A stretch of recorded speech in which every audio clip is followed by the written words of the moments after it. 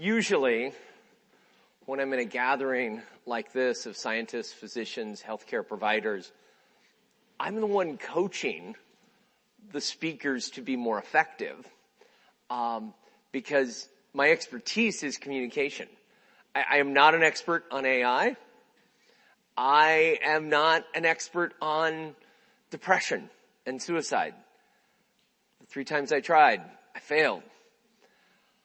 But what I am an expert on, and the expertise I want to bring to you for the next few minutes, is my own life, my own journey, and how people like many of you in this room and online helped me rebuild a life after my near fatal mistake.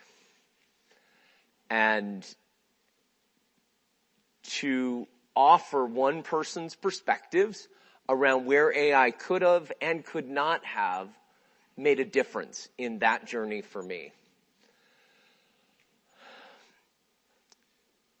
The day that nearly ended up on my tombstone was June 11th, 2003. And I'm not going to, in graphic detail, recount that day and that story. This isn't the setting or the place for that. When that adds value, I have done that, and I'm willing to do that. But my story doesn't begin on that day. Because before June 11th, 2003, I had a long history of depression, addiction, struggling with, as a gay teen, coming to terms with my sexual orientation in a small town in western Kansas and a Roman Catholic family. And so there were years of struggles that led up to that day that, as my sister lovingly says, it was not the end of the book, it was the end of a chapter. And so for me, June 11th is a day of rebirth. It's a day that life pivoted for me. But I am standing here in front of you as one of the few people who has lived from jumping from the Manhattan Bridge. And that experience of doing everything in my power to end my life, and then having a team of professionals, the Coast Guard who fished me out of the water, the EMTs who took me to Bellevue Hospital, the team of nurses and social workers and physicians and surgeons who were more committed to my life than I was, that physically put me back together. And then the month that I spent after, 23 days in Bellevue and then 28 days in rehab at a place called Valley Hope in Kansas. Those professionals who really gave me the scaffolding and the way and the pathway to rebuild my life. And then day after day after day, 24 hours at a time, 21 years later, that I have a life now that I could never have imagined that night that I was on the edge of the Manhattan Bridge. And so every day is a bonus round for me. And anything I can do within that day, even if it's stepping out of my expertise and stepping into your expertise and offer some insights, I am delighted and happy to be able to do. I'm going to actually advance to my next slide just because I don't want to keep looking at the bridge. I want to be looking at and talking about what I have done since that time, and then I want to get to the topic of AI and where I think it could have been helpful and where I don't think it could have been helpful. As Alan mentioned, and I got to acknowledge, it was such a blessing to get onto the plane yesterday and 3 seats in front of me to see Alan, who we had not connected in a while, and then to have dinner here last night. Just really felt like coming into a space that I was welcomed. But he mentioned my TED Talk in 2011. It's a very short TED Talk. Don't watch it now because you're getting continuing medical education. You're not getting time to watch TED Talks. It's 4 minutes. When you have time, it's a gift. But that was the first time publicly I ever talked about how flippin' hard it is to rebuild your life after an attempt like I had done. In 2003, there was one book that I found. It was on audio, so it was on cassette. There are some people in the room who don't know what I'm talking about right now. If you older people could explain this to them later. And that was the only, I can't even remember the title of the book right now. Waking Up Alive. And that was the only resource that was out there to help me think about what it was like to admit what I had done and then go back to work and go back to my family and what that took. In 2018, and that's the photo that's there, I had the chance to return to the bridge for a TED event that was held in Brooklyn. That was it's so funny. You sign up for these events and you don't realize exactly where you're going. I mean, I got on the subway and I got out to go into the TED event and the bridge was right there. And I was like, whoa, am I ready for this? Since that time, I've been able to go back. My husband and I, we met in recovery. We got married in 2007. We have 3 children that I can talk about for a long time, but you'll get no continuing medical education credit for that story. But I've now even gone back with my kids who don't know the story of what the bridge means, but I know what it means, and I'm able to go back and play at the playground at the foot of the bridge. The other step that I've taken, which I think is germane to this conversation, is during COVID, I left Stanford as in 2020 and decided to launch my own business as my own practice as a communication coach and speaker and trainer. Brilliant business decision to leave an institution with huge name recognition in the middle of a pandemic to start your own business. And as I took the time off from Stanford and figured out what I was going to do next, I trained and was certified as a volunteer crisis counselor on the crisis text line. And I am delighted that we added 988 to the numbers. I will also add 741-741. You just look at a cell phone, you look down the left side of the dial, you just go 741-741 twice, and that will get you or anyone who needs it to the crisis text line. And I've been volunteering for them 4 to 6 hours a week. I'm actually going to do my shift tonight from the hotel room before I fly back to my family tomorrow. And in that experience of fielding, I am somewhere between 600 and 700 hours of volunteering, and somewhere close to 900, I think, conversations that I've had with people. In that experience, I have seen profoundly the power of digital technology to make a difference for people at the right moment. I have also had to answer the question, are you a bot? It's like, no, I'm a real person.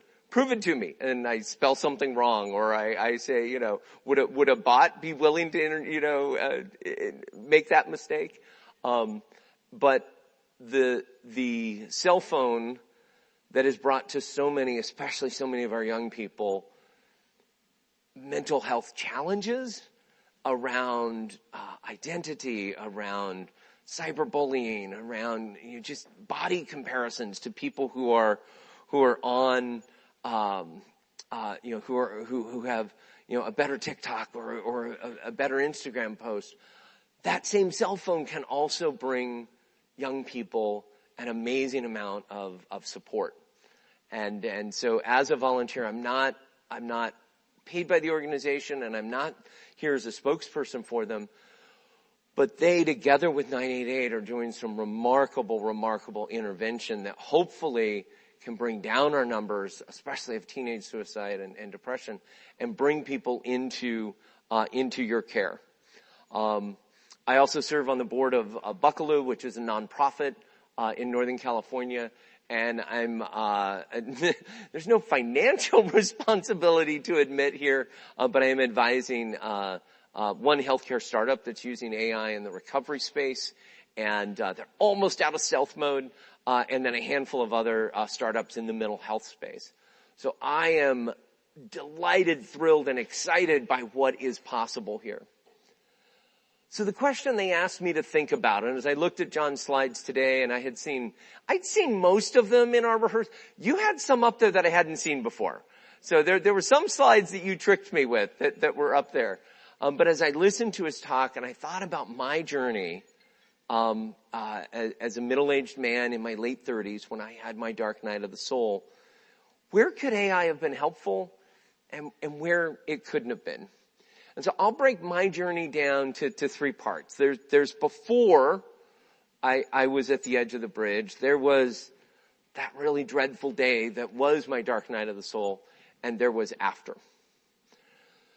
So in the before phase of my recovery, of my journey, I think the answer is maybe, but doubtful.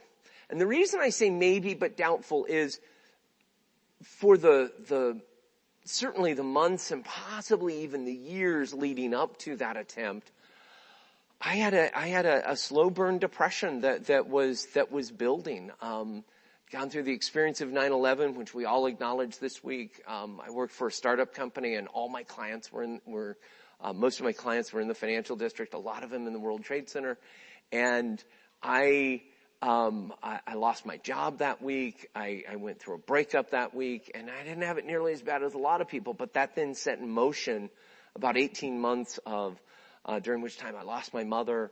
My drinking, my drug use accelerated as my life decelerated. And so I don't know in that before phase if I would have, if we had AI in 2001, 2002, early 2003, if I would have had the wits and wisdom to reach out and interact with an individual, let alone a device. So maybe, and it may have been able to reach into the spaces where I was searching for drugs and alcohol or searching for connection to other people. So maybe, but I'm not sure. I have relived and recounted the 24 hours leading up to that attempt. And for me, again, I'm only an expert on my own life. I was so concerned in that moment to not let anybody know what was going on with me. I was masking like nobody's business that no one would be able to find out what I was up to. I actually can remember I was sitting in a bar on Union Square, never been to before, never been to since, and I was calling and leaving voicemail messages to people that were not cries of help. They were like, oh, I'm so excited about this new job. I just got a faculty job at NYU. I'm going to be coming back to New York in the fall. And I was trying to put on this air of enthusiasm and joy so that nobody knew that this was going to be my last day on the planet. And I even, within that 24-hour period, I remember being on the streets of New York and passing somebody I had just recently met who I knew was a therapist that worked for people in depression. And I was like, hey, good to see you. And I was all about the joy without saying, oh my God, like higher power crossed my path with somebody who could have been helpful. And I could have had that conversation. I didn't. So I don't think in that 24, 48-hour period, a human could barely reach me, and none were able to because I wasn't letting them in. But for me, the place I think AI could have the most powerful intervention would be in the 21 years and 3 months since my attempt, when I have been incredibly committed to recovery, but really having a hard time finding the right resources and finding the right people. And I also think, as I was looking at some of the examples that John gave us, if AI was able to be supportive to all of you, and as I'm interacting with a healthcare professional, that AI is able to give her or him the resources or the language or the information that will help me, that would be phenomenal. And probably even interacting with a chatbot, where I'm, something difficult is happening, but I'm not going to let it dip into, a depressive moment. I could imagine a chatbot being helpful if I had trained it and I had worked with it I'm sorry, just every time I hear chatbot, I think of Clippy, the Microsoft paperclip, and I'm like, that's not who I want to interact with when I'm trying to have a better day. Usually, when Clippy showed up on my desktop, it was way too late for me to get any help. But if there was a way to maintain my recovery, maintain my joy, this morning I got up, I did a 4 a.m. online recovery meeting, and then I did some calls with people and texts with people. I was using my phone and using the tools of recovery from the minute I got out of bed. And if a part of that tool could be an AI intervention or an AI support, absolutely. So I think for me, the answer to the question is, can AI be helpful in mental health? Possibly before, if the person is motivated. Probably not right within that moment of crisis. And absolutely, when you have a motivated patient that wants to get better, that wants to get on the other side of the dark night of soul, I think that's a place that you as healthcare professionals, and for those who might see this as AI providers, that's where I think the greatest opportunity is. And oh my God, that's where the greatest need is.